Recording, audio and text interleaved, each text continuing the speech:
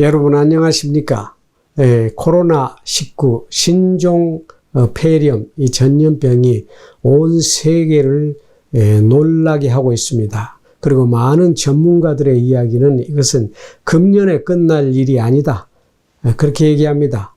앞으로 인류가 함께 이 신종 코로나 같은 이런 전염병을 계속 짊어지고 나가야 할 것이다. 전파력이 10배나 더 빠른 것들이 또 발견되고 또 다른 종류도 계속 나올 것이다.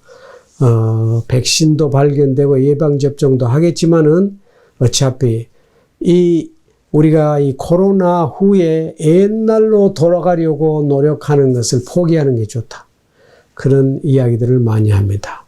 그럼 이 코로나19 뒤의 세상에 특별히 오늘 어떻게 우리가 예배와 신앙생활을 바꿔나가야 할 것인가, 어떻게 변화를 일으켜야 하는가 하는 테마로 말씀드리려고 합니다.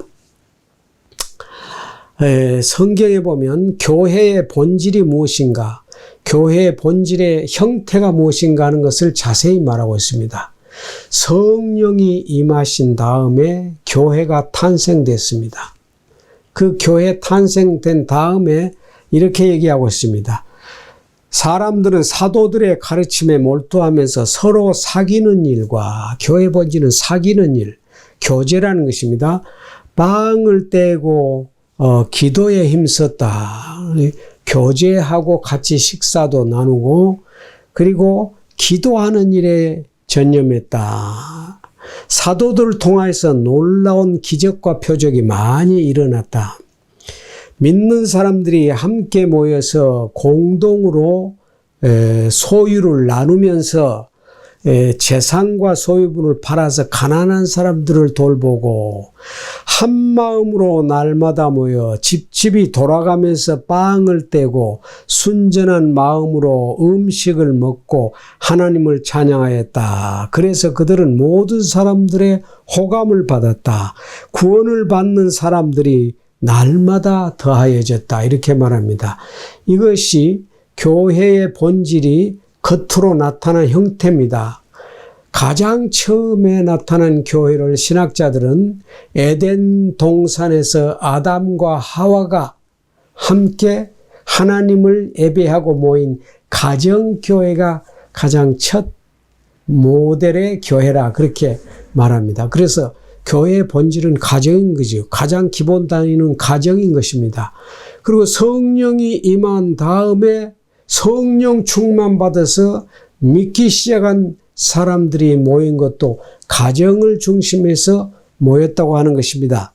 이것이 교회의 본질. 교회의 본질은 예수 그리스도의 십자가의 대속의 죽음을 믿고 부활하신 그리스도를 통해서 새 생명을 얻어서 성령을 받아서 변화된 사람들이 어떤 형태로 모이느냐 하는 것이 교회의 본질의 형태로 나타납니다.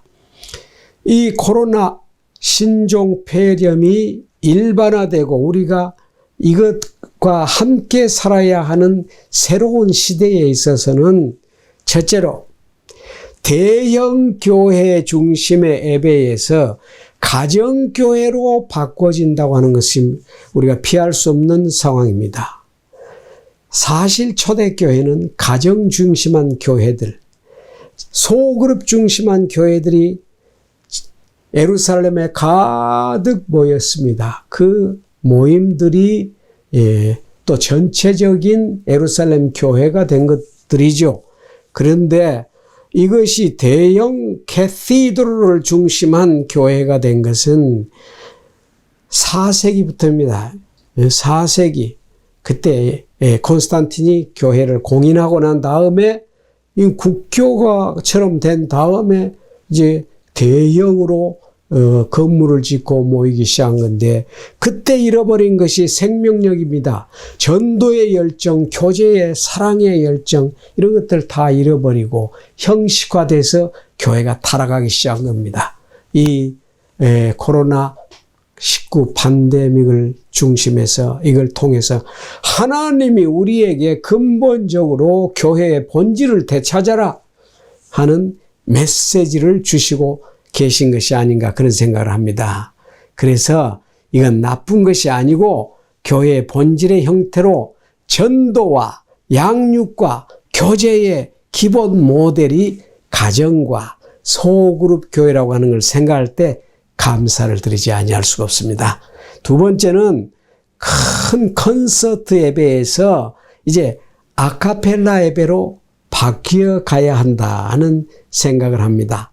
아카펠라 예배 좋습니다. 악기를 반대하는 것은 아니지만은 콘서트 큰 홀에서 악기와 찬양대가 예배하는 걸 듣는 예배에서 이 듣는 예배에서 함께 부르고 찬양하고 하는 이런 아카펠라 예배로 바뀌게 될 것이다. 그렇게 바뀌어야 한다 하는 것입니다.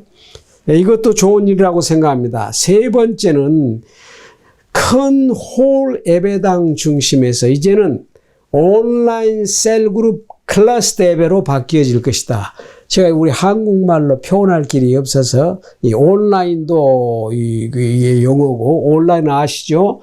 그 다음에 셀그룹 처치, 셀그룹 작은 소그룹 이 세포교회 같은 세포 조직 같은 소그룹 그러니까 가정교회 같은 그런 소그룹 예배 클러스터라고 하는 것은 포도의 송이 같은 클러스터 예배로 바뀔 것이다. 그렇게 제가 예측을 하고 그렇게 저 자신도 실행을 하고 있습니다. 다시 말씀드리면요. 예를 들면 행아웃이나 줌을 통해서 우리가 예배를 들 때 많은 한 가정, 두 가정, 세 가정, 10가정, 열 몇 가정들이 가정적으로 그 소그룹들이 모여서 그리고 그 줌이나 이런 것을 통해서 함께 참석할 수가 있습니다. 참석해서 수백 명 얼마든지 그렇게 해서 모일 수가 있는 것입니다. 앞으로는 예배가 그런 것을 향해서 나가야 하고 그런 예배가 돼야 됩니다. 그러면 전체적인 모임도 할 수 있을 뿐만 아니라 또 거기에 모인 그룹들이 교제하고 사랑하고 함께 먹고 나누고 할 수 있는 그런 예배가 됩니다. 기도회까지도 그렇게 할 수가 있습니다.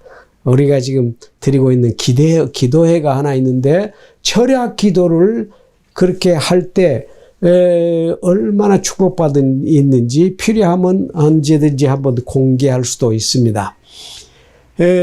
그리고 네 번째는 위대한 설교자 중심 목회에서 이제 소그룹으로 작은 목자 중심으로 목회하는 방향으로 바꿔져야 한다. 또 바뀔 것이다. 그렇게 하지 않을 수 없다. 목사 중심에서 작은 목자, 평신도 목자를 중심한 목회로 바뀔 것이다. 감동적인 설교, 웅변적인 설교 중심에서 가르치는 목회, 제자 훈련하는 목회, 작은 목자들을 많이 훈련해가지고 소그룹의 목자로 세워서 인도하는 목회로 바뀌어야 하고 바뀔 것이다 하는 그런 말씀을 드리고 싶습니다. 가장 중요한 것은 앞으로 우리가 눈을 떼야 하는 것은 인터넷 선교, 인터넷 매스컴 선교로 교회가 신속히 전환을 해야 한다고 하는 것입니다. 이제는 우리가 언택트 사회를 향해서 나가지 않으면 안 되게 되었습니다. 큰 대형 교회를 중심해서 위대한 목사가 나타나는 시대는 이제 지나간 것 같습니다.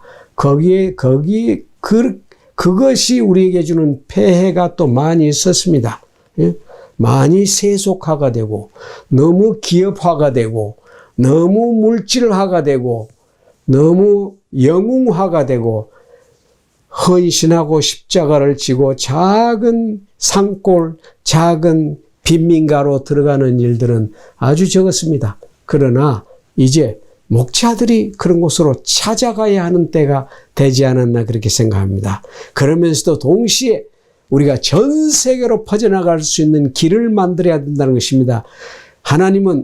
예수님은 예? 길이요 진리요 생명이라고 말씀하셨습니다. 이 길이요 진리요 생명이 무엇입니까? 이것은 진리이고 생명이고 하나님께로 가는 길이지만은 예수님 자신이 하나님의 메시지, 로고스, 말씀으로 오셨다고 하는 사실, 길이라고 하는 사실, 그 내용이 우리에게 주는 교훈이 있습니다.